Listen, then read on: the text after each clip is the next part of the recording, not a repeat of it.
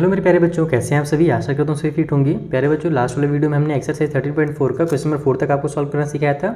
इस वीडियो में हम लोग क्वेश्चन नंबर 5, 6 और 7 क्वेश्चन को सॉल्व करेंगे। अगर हमने प्रीवियस वीडियो नहीं देखा है ना तो जरूर देख लेना, क्योंकि वहाँ पर मैंने आपको जो रोम्बस की जो प्रॉपर्टीज़ बताई थी वही यहाँ पर भी यूज़ होने वाला है। जैसे देखो, 5th वाले में हमसे बोल रहा है कि ABCD नाम का एक रोम्बस है जिसमें जो एंगल ACB बन रहा है वो 40 डिग्री का है। हमें ADB फाइंड करना है। तो ये डायग्राम के थ्रू आपको मैं समझा देता हूँ, और हमेशा की तरह जो मैंने प्रीवियस वीडियोस बनाए हैं या जो मैं आगे की वीडियोस बनाऊंगा उनका लिंक आपको डिस्क्रिप्शन बॉक्स में मिल जाएगा। तो देखो, यहाँ पर हमने एक रोम्बस बना लिया जिसका नाम ABCD है। इसमें एक एंगल बन रहा है ACB नाम का, तो हमने लाइन ऐसे ज्वाइन किया तो ये हमारा एंगल ACB बन गया, जो कि हमको गिवन है कितने डिग्री का। तो यहाँ पर लिख लेते हैं अपन, given angle ACB equal to 40 degree का। हमको फाइंड करना है ADB को, यानी कि यहाँ पर जो एंगल बन रहा है ना, हमको ये फाइंड करना है। कैसे फाइंड करेंगे वो समझो। देखो, हमारा जो रोम्बस होता है उसमें मैंने आपको पिछले वीडियो में क्या बताया था कि जो डायगनल्स होते हैं ना, वो यहाँ पर तो 90 डिग्री का एंगल बनाते ही बनाते हैं, साथ ही जो हमारे मेन एंगल होते हैं जैसे एंगल A, एंगल B, उसको वो बाइसेक्ट भी करते हैं। यानी कि अगर हमारा एंगल C जो है, अगर ये 40 डिग्री बना हुआ इस साइड में, तो इस साइड में भी ये क्या होगा, हमारा 40 डिग्री का ही होगा, क्योंकि ये जो हमारा 40 डिग्री बना है वो डायगनल की वजह से बना हुआ है। तो हम इसको ऐसे लिखेंगे कि हमारा जो एंगल ACB है वो इक्वल होगा हमारे इस वाले एंगल के जिसका नाम ACD है। एंगल ACD के दोनों जो होंगे वो 40 डिग्री के होंगे। और क्यों होंगे? क्योंकि यहाँ पर आप लिखोगे डायगनल बाइसेक्ट्स द एंगल्स। जो डायगनल होते हैं ना वो एंगल्स को बाइसेक्ट कर देते हैं। तो ये भी 40 का होगा और ये भी 40 का होगा। बाइसेक्ट मतलब दो बराबर पार्ट में डिवाइड करना। तो हमारा एंगल ये वाला जो है वो 40 डिग्री का निकल गया। हम जानते हैं कि यहाँ पर भी जो एंगल होगा वो 90 डिग्री का बना हुआ होगा। तो ये 90 का है, ये 40 का है। आप इस एंगल को निकाल लो। अगर ये एंगल निकल गया तो ये तो ऑटोमेटिकली पता चल जाएगा। तो आप लोग लिखो, इन राइट ट्रायंगल D, यहाँ पर इस पॉइंट का नाम O रख दो, तो DOC, ठीक है। DOC के अंदर हमारा ये वाला जो एंगल है जिसका नाम हम लोग DOC ही रखेंगे, ठीक है। उसमें अगर ऐड कर देते हैं इस वाले एंगल को जिसका नाम हमने अभी ACD रखा था, ACD भी रख सकते हो, इसको OCD भी बोल सकते हो, दोनों तो इधर ही से आ रहा है। तो मैं इसको OCD लिख देता हूँ, क्योंकि अभी हमने छोटा वाला ट्रायंगल नाम यूज़ किए हैं। उसी तरीके से ये जो एंगल है जिसका नाम ODC है, तो एंगल ODC, तो तीनों का जो सम होगा वो 180 डिग्री होगा एंगल सम प्रॉपर्टी के थ्रू। तो यहाँ से हमारे पास DOC 90 डिग्री का है, OCD हमने अभी देखा, यानी ACD OCD दोनों बराबरे हैं, दोनों हमारा 40 डिग्री का है। इसको अपन को निकालना है, ODC को इक्वल को साइड में 180 हो जाएगा।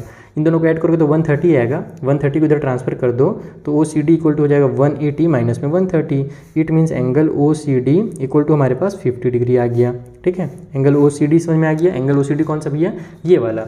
अब हम लिखेंगे कि हमारा जो एंगल OCD है वो किसके इक्वल है, तो वो इक्वल है हमारे एंगल ADB के, ठीक है ना।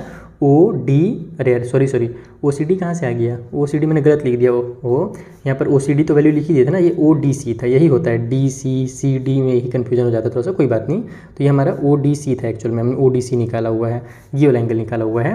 तो हमारे पास जो एंगल ODC होगा, इसको दोबारा से लिख देता हूँ, थोड़ा अच्छा नहीं दिख रहा है। एंगल ODC वो इक्वल होगा हमारे एंगल ADB के, और दोनों जो होंगे वो 50 डिग्री के होंगे।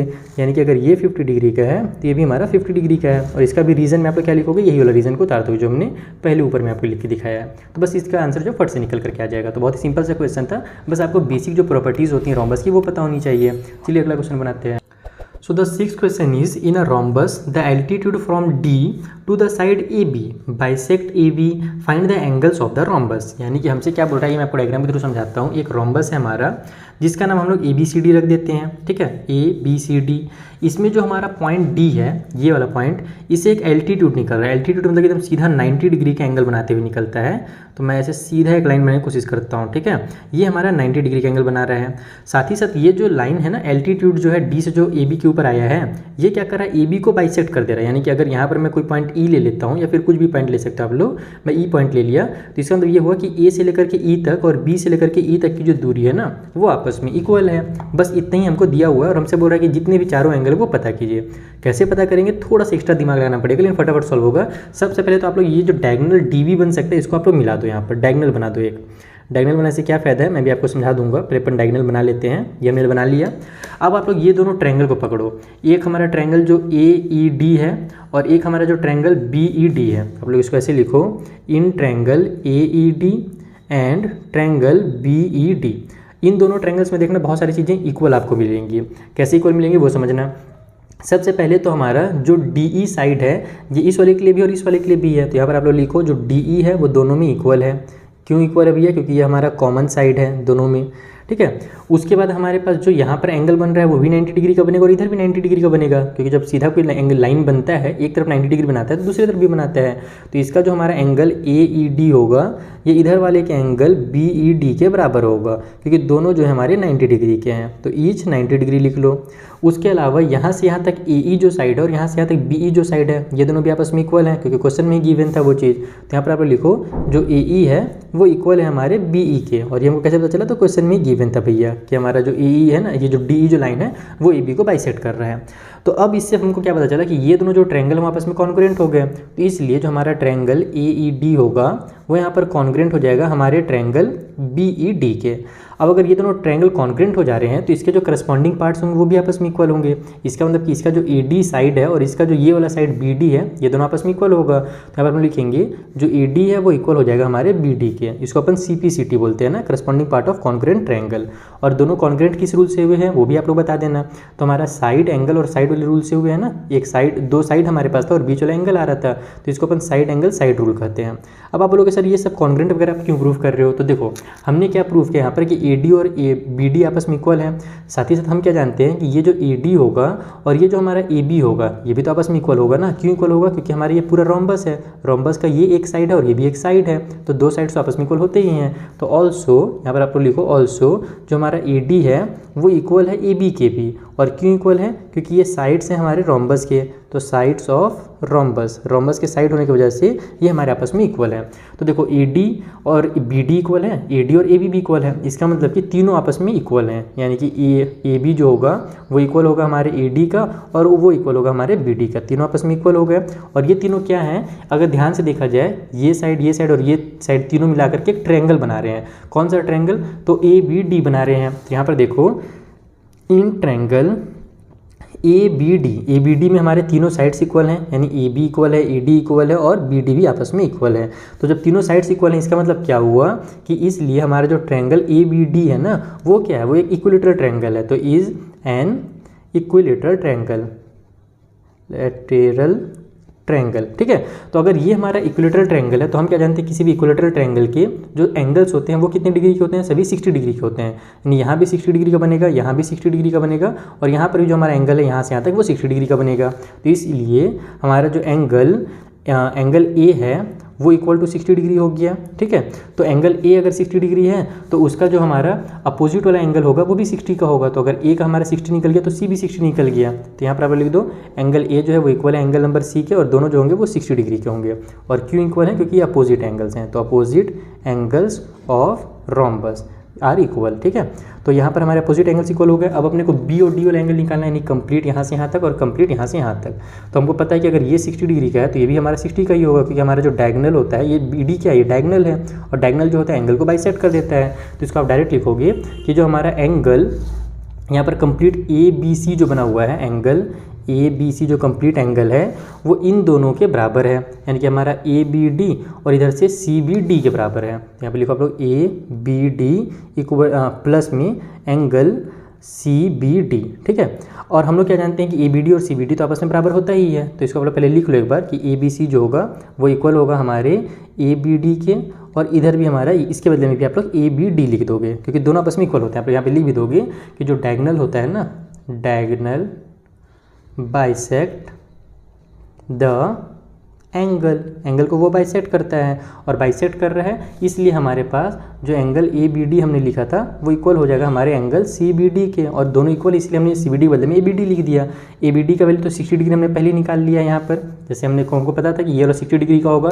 तो यहाँ पर हम लिखेंगे एंगल ABC जो है वो हो जाएगा 60 प्लस में 60 के, तो यहाँ से हमारा एंगल ABC जो है वो 120 डिग्री का हो जाएगा। और ABC और ऊपर में जो हमारा अपोजिट वाला ADC है ये भी हमारा कितने का हो जाएगा? 120 का हो जाएगा। तो यहाँ पर लिख दो कि जो हमारा ABC हमने निकाला है वो इक्वल है हमारे एंगल ADC के, और दोनों जो होंगे हमारे 120 डिग्री के होंगे। क्यों हो रहे हैं इक्वल? क्योंकि ये भी हमारे अपोजिट एंगल्स हैं रोम्बस के। तो इस तरीके से हमारे चारों जो एंगल है वो निकल जाएंगे। यहाँ पर हमने ए और सी को निकाल दिया और यहाँ पर हमने बी और डी को निकाल दिया। तो इन दोनों को आप लोग ऐसे बक्से में क्लोज कर दीजिएगा। तो ये हो गया हमारा क्वेश्चन नंबर 6 भी कंप्लीट। एक लास्ट क्वेश्चन बचा हुआ इस एक्सरसाइज में, चलिए उसे भी जल्दी से कंप्लीट कर लेते हैं। और वीडियो अगर पसंद आ रहा हो तो अपने फ्रेंड के साथ शेयर करना बिल्कुल नहीं भूलिएगा, ताकि हमें भी थोड़ा मोटिवेशन मिल सके। सो जो लास्ट क्वेश्चन है इस एक्सरसाइज का सबसे इंपॉर्टेंट और सबसे बड़ा क्वेश्चन है। इसमें हमसे बोल रहा है कि ए बी सी डी एक स्क्वायर है जिसमें ई एफ जी और एच जो है ना वो पॉइंट्स बने हुए हैं A B B C C D और डी ए पर, यानी स्क्वायर के जो 4 साइड होते हैं उन चारों साइड में हमारे पास 4 पॉइंट दिए हुए हैं। और ये जो पॉइंट कुछ इस तरीके से हैं कि हमारा जो ए ई साइड बनेगा वो बी एफ के इक्वल होगा और वो फिर सी जी के इक्वल होगा और फिर वो डी एच के इक्वल होगा। हमको प्रूव करना है कि E F G H G भी जो है ना वो एक स्क्वायर है। तो इसको आपको मैं डायग्राम के थ्रू दिखाता हूँ, विजुअलाइज कराता हूँ कि एक्चुअल में क्वेश्चन में कहा क्या गया है, तब आपको समझ में आएगा कि स्क्वायर कहाँ पर बन रहा है। तो देखो हमने यहाँ पे डायग्राम बना लिया है। इसमें ए बी सी डी जो है एक स्क्वायर है। हमसे क्या बोला गया था कि ई एफ जी और एच जो है ना ये जो है हमारे पॉइंट्स हैं ए बी के ऊपर, बी सी के ऊपर, सी डी के ऊपर और ए डी के ऊपर। तो हमने यहाँ पर सभी को पॉइंट्स बनाया। उसके बाद मैंने इन पॉइंट्स को आपस में कनेक्ट भी कर दिया है, क्योंकि हमको क्या बोल रहा था कि जो हमारा ई एफ जी एच है उसको एक स्क्वायर प्रूफ कीजिए। तो इसीलिए हमने इसको कनेक्ट भी कर दिया ई एफ जी एच को। और ये जो अंदर में आपको बक्सा दिख रहा है ना इसको स्क्वायर प्रूफ करना है। हमको दिया क्या गया है वो समझना। सबसे पहले हमको बोला गया था कि ये जो पॉइंट्स है वो इस तरीके से हैं कि जो हमारा ए ई है ये गिवन है ना, यहाँ पर मैं गिवन लिख देता हूँ, हमें क्वेश्चन में दिया हुआ है कि जो ए ई है वो इक्वल है बी एफ के, फिर वो इक्वल है हमारे सी जी के और फिर वो इक्वल है हमारे डी एच के। ठीक है, तो ए ई कौन सा, ये वाला पार्ट, बी एफ कौन सा, ये वाला पार्ट, फिर सी जी कौन सा, तो ये वाला पार्ट, और फिर डी एच कौन सा, तो ये वाला पार्ट। जहाँ जहाँ पर मैंने पॉइंट किया है जो जो लाइन पे वो आपस में इक्वल है। तो अब क्या करो, इन सभी को इक्वल टू एक्स मान लो। बार बार नहीं तो आपको लिखना पड़ेगा, इसलिए आप इक्वल टू एक्स मान लो। और हम क्या जानते हैं कि स्क्वायर के जो साइड्स होते हैं वो आपस में इक्वल होते हैं, यानी कि जो ए बी होगा और जो बी सी होगा ये आपस में इक्वल होगा। तो इसका ये मतलब हुआ कि अगर मेरा यहाँ से यहाँ तक और यहाँ से यहाँ तक अगर आपस में इक्वल है तो जो बचा हुआ पार्ट है ये वाला और ये वाला जो बचा हुआ पार्ट है ये दोनों भी क्या होंगे, आपस में इक्वल ही होंगे। क्योंकि अगर फॉर एग्जाम्पल मैं आपको एग्जाम्पल के थ्रू समझाता हूँ। देखो ए बी अगर टोटल मेरा 10 सेंटीमीटर का है और ये जो बी सी होगा वो भी 10 सेंटीमीटर का ही होगा क्योंकि स्क्वायर है ये तो। ओके, अब यहाँ पर हमको बोल रहा है ए ई और बी एफ इक्वल है, तो मान लो कि ये 4 का और ये 4 का है। तो ये 4 और ये 4 का हो गया, टोटल 10 का था, तो ये कितने का होगा, ये 6 का भी 6 का ही होगा ना। और ये भी कितने का होगा, ये भी 6 का होगा क्योंकि यहाँ पर ये 4 आ चुका है, तभी तो 6 और 4 10 होगा और यहाँ भी 6 और 4 10 होगा। तो इसका मतलब ये पार्ट और ये पार्ट भी इक्वल होगा और उसी तरीके से ये वाला पार्ट और ये पार्ट भी आपस में क्या होंगे, इक्वल होंगे। तो इसको आप लोग ऑल्सो लिखोगे, ऑल्सो हमारे पास ये जो पार्ट है जिसका नाम अपन ई बी रख सकते हैं, ठीक है, वो इक्वल हो जाएगा हमारे इस वाले पार्ट के जिसका नाम अपन सी एफ रख सकते हैं। फिर वो इक्वल हो जाएगा इस वाले पार्ट का नाम जिसका नाम हम लोग डी जी रख सकते हैं और फिर ये इक्वल हो जाएगा हमारे ए एच के। और इन सभी को आप लोग क्या करो, वाई मान लो इक्वल टू, ताकि आपको बार बार फिर जो बड़ा बड़ा नाम है वो ना लिखना पड़े। अब हमको देखो अगर इसको एक क्या बोलते हैं स्क्वायर प्रूफ करना है तो क्या करना पड़ेगा, स्क्वायर के लिए हम लोग को ये जो साइड्स हैं इसको आपस में इक्वल प्रूफ करना पड़ेगा। और साथ ही साथ इसमें जो एंगल्स बन रहे हैं, यहाँ पर जो एंगल बन रहा है, यहाँ पर जो एंगल बन रहा है, वो सब जो एंगल है ना उसको 90 डिग्री का प्रूफ करना पड़ेगा। तो अगर अपन साइड्स को इक्वल और एंगल्स को 90 डिग्री बना देते हैं तो ये फिर स्क्वायर कहलाएगा।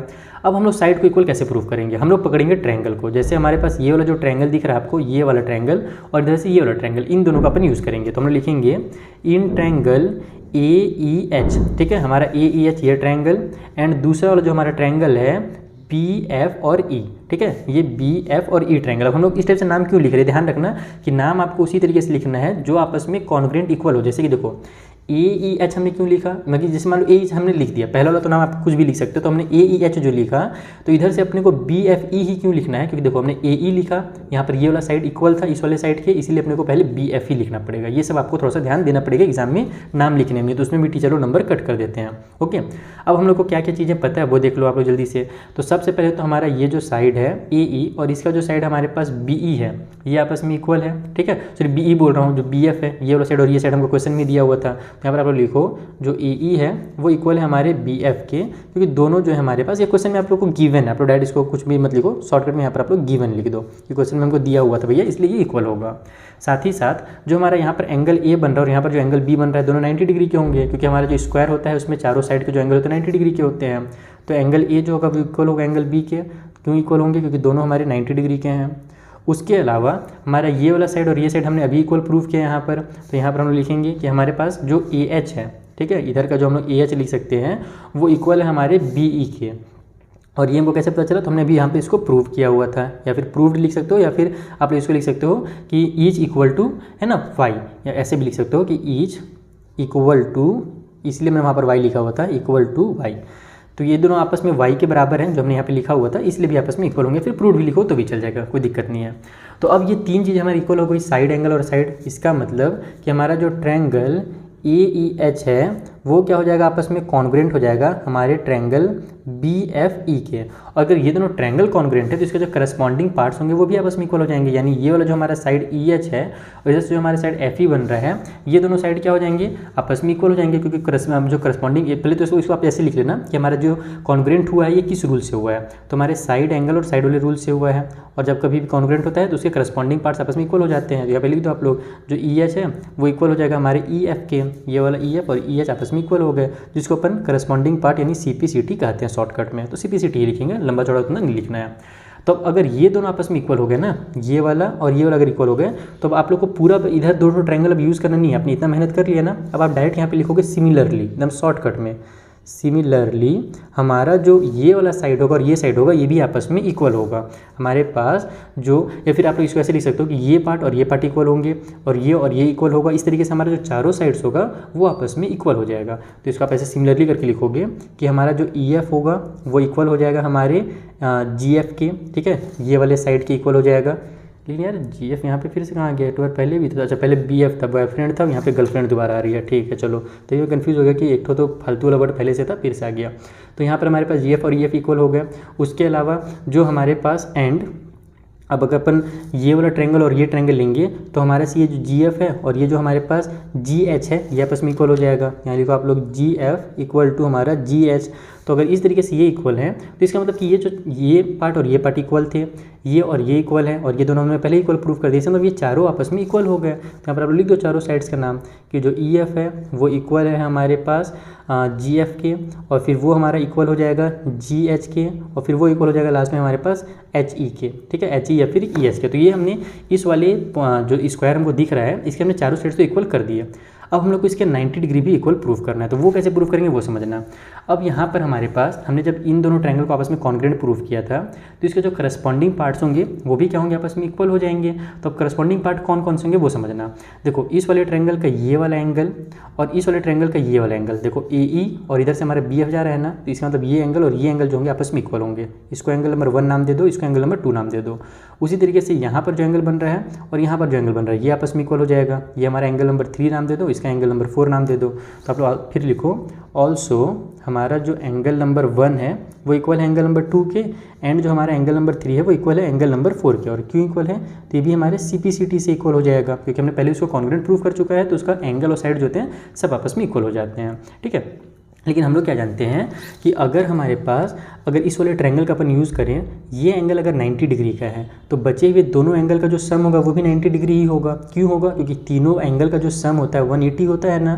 तो अगर एक एंगल 90 का है तो बचे हुए दो का भी 90 ही होगा, यानी इन दोनों को मिलाओगे तो 90 ही आएगा, तभी तो 90 और 90 मिलकर के 180 बनाएंगे। तो हम लोग यहाँ पे लिखेंगे कि बट हमारा जो एंगल नंबर 1 है और एंगल नंबर 3 है इन दोनों का सम 90 डिग्री होगा। और उसी तरीके से एंगल 2 और 4 भी जो होंगे इन दोनों का सम भी 90 होगा, क्योंकि इसमें पहले से एक 90 दिया ही हुआ है।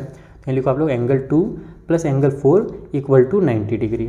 इधर क्लियर हो गया। इसको आप इक्वेशन 1 और इसको इक्वेशन नंबर 2 मान लो और दोनों इक्वेशंस को आपस में ऐड कर दो, यानी कि angle 1 plus angle 2 plus angle 3 plus angle 4 equal to हो जाएगा 90 प्लस में 90। लेफ्ट वाला ऐड कर दे तो राइट वाला भी ऐड हो जाएगा।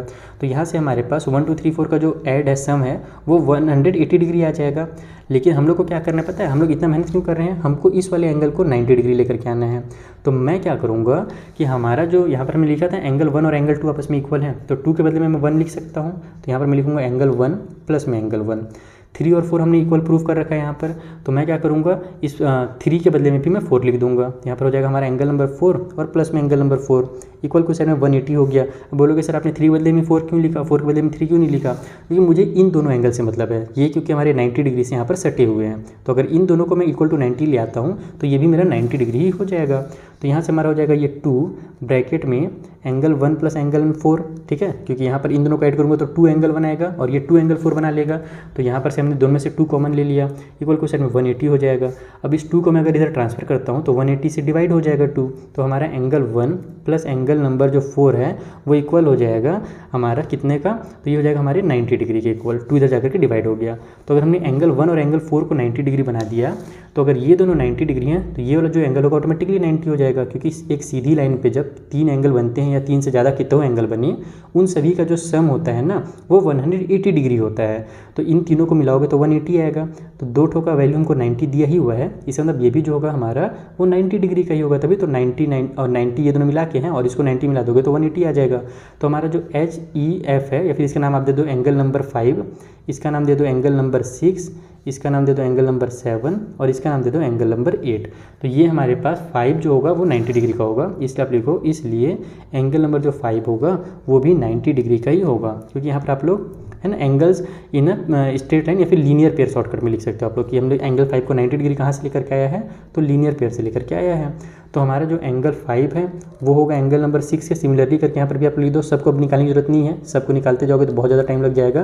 तो एंगल 5 जो है वो इक्वल है एंगल नंबर 6 के, वो इक्वल है एंगल नंबर 7 के और फिर वो इक्वल है एंगल नंबर 8 के, और सभी जो हैं वो हमारे 90 डिग्री के हैं। जो सब एंगल है ना हमारे पास, ये 5वां 6वां 7वां 8वां, ये सभी 90 डिग्री के निकले। जैसे इसको हमने 90 डिग्री निकाला, इन दोनों एंगल का यूज़ करोगे तो ये भी 90 हो जाएगा, इन दोनों एंगल का यूज़ करोगे तो ये भी 90 हो जाएगा। तो उतना यूज़ करने की जरूरत नहीं है, एग्जाम में उतना टाइम नहीं लगाया जाता है, सिमिलरली यूज़ करके अपन सॉल्व करते हैं। तो अब यहाँ पर हमारा ये वाला हमने एंगल्स को आपस में इक्वल प्रूफ कर दिया, इसको बक्से में डाल दो ताकि टीचर को अच्छे से दिखे, ठीक है। और उसके अलावा हमने साइड्स को यहाँ पर इक्वल प्रूफ किया था भैया, तो यहाँ पर इक्वल प्रूफ किया था, तो इसको बक्से में डाल दो, है ना। आप लोग एक काम करो, इसको इक्वेशन 1 2 मत मानो, यहाँ पर मानने की जरूरत है नहीं, डायरेक्ट हमने लिख करके ऐड कर दिया है। इसको आप इक्वेशन 1 मान लो और इसको इक्वेशन नंबर 2 मान लो, और यहाँ पर आप साइड में बस लिख दो छोटा सा कि from equation number 1 and equation number 2, यानी 1 और 2 इक्वेशन से हमको ये समझ में आ रहा है कि जो बीच में बक्सा बना हुआ है इसके चारों साइड्स इक्वल हैं और चारों एंगल्स इक्वल हैं। तो इसका मतलब कि हमारा जो EFGH है वो क्या है, इज़ अ स्क्वायर, वो एक स्क्वायर है। तो इस तरीके से आपको इस क्वेश्चन को कंप्लीट करना थोड़ा सा बड़ा जरूर है, लेकिन स्टेप्स में बहुत ही आसान है। जब आप एक दो बार इसको कन्फर्मली सॉल्व करोगे अपने से ना, तो आपसे ये क्वेश्चन एग्जाम में 100% सॉल्व हो जाएगा। तो आई होप आपको सारे क्वेश्चन अच्छे से समझ में आ गए होंगे बच्चों। मिलते हैं हम लोग नेक्स्ट वाली वीडियो में, जहाँ पर जो आगे क्वेश्चन हैं उसे मैं आपको इसी तरीके से बेसिक कॉन्सेप्ट के साथ समझा दूंगा। Thank you for watching. कुछ भी डाउट हो तो इंस्टा और टेली के थ्रू आप हमसे पूछ सकते हैं।